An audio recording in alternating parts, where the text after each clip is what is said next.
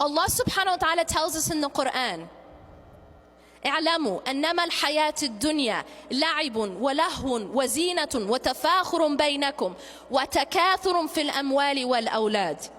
Know that the life of this world is play, amusement. You know what's very interesting about this ayah?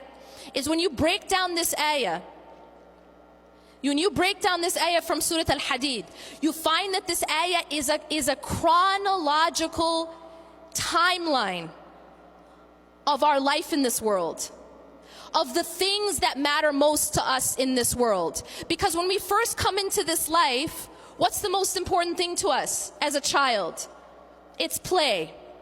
If you want to get a present for a little child and you drop $1,000 on a Armani suit, they're really not going to care. But if you spend 50 cents on a rattle, they'll be happy. And this is because what matters most when you first come into this dunya is just, I want to play. لعب. اعلموا أنما الحياة الدنيا لعب ولهو. And then you get a little bit older and now you're kind of like in late elementary, middle school. And now the most important thing to you, anyone who has people in that age, any children in that age group, what's their favorite thing to say? I'm bored. And the reason for that is because at that age, they want to be entertained, constantly stimulated and entertained.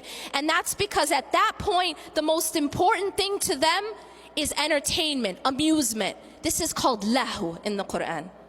And Allah says, after la'ib, He says lahu. La'ibun wa lahun wa zina. Then you get a little bit older. And what is hubb ad-dunya about when you're in high school? Well, pretty much it's about what you look like, what you're wearing. This is the time when people are so concerned about what they look like that this is when you see spikes in things like eating disorders, because what you look like becomes of utmost importance. And so here Allah says zina. Zina is adornment, looking good. لَعِبٌ وَلَهْوٌ وَزِينَةٌ وَتَفَاخُرٌ بَيْنَكُمْ. Now you get a little bit older.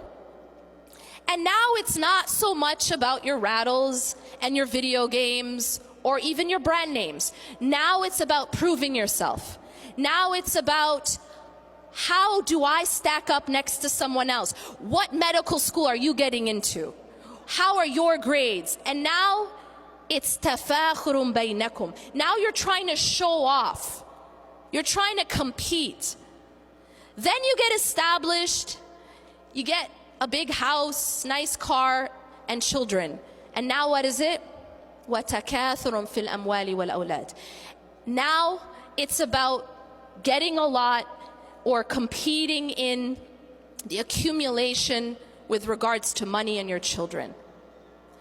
But what's so interesting here is that Allah says all of this, He gives us an analogy. See, all of these are halal things. But these are the things we get caught up in. And each person is at a different stage in that dunya. But all of it, كَمَثَلِ غَيْثٍ أَعْجَبَ الْكُفَّارَ نَبَاتُهُ ثُمَّ يَهِيجُ فَتَرَاهُ مُصْفَرًّا.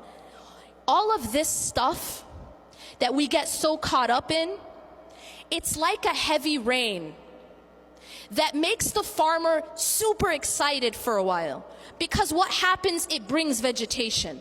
But then what happens to that vegetation? These things that we chase, what happens to it? It starts to crumble, becomes dry and yellow, and then it just becomes nothing. Allah subhanahu wa ta'ala is teaching us that the life of this world isn't meant to be chased. It isn't meant to be loved in that way. And when you take hubb ad-dunya and you fill your heart with it, it actually causes all types of other spiritual diseases. The second disease, which also actually comes out of hubb ad-dunya, is the disease of envy. The disease of envy is destroying our body as an ummah. And now we have social media, right? So that we can really express this disease. And the reason why we have the disease of envy is because we have lost focus of what matters most. And so our competitions and our comparisons are all about dunya. What does that person look like? What is that person wearing? What kind of car do they have? What kind of house do they have? And so our comparisons are all dunya, dunya, dunya. We've lost sight of what actually matters. And what is the cure for these diseases? Well, the first disease of hubb ad-dunya. The disease of hubb ad-dunya is to refocus on the final home. I mentioned this earlier. Every single one of us are moving. And anyone who's ever moved before knows that in order to move, you have to furnish the home you're moving to. You have to prepare it. Every single person is moving into their grave. And that's without a shadow of a doubt. But the question is, have you furnished that home? Some of us are going to get to that home and it's going to have no furniture. Some of us are going to get to that home and in fact it's going to have been burnt down. And so the question becomes not whether or not we're moving, it's how does our home look once we get there?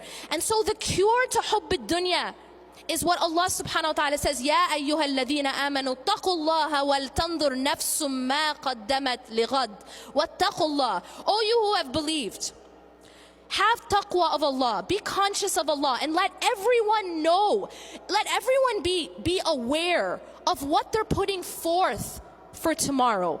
Plan for that home because you're going there. The question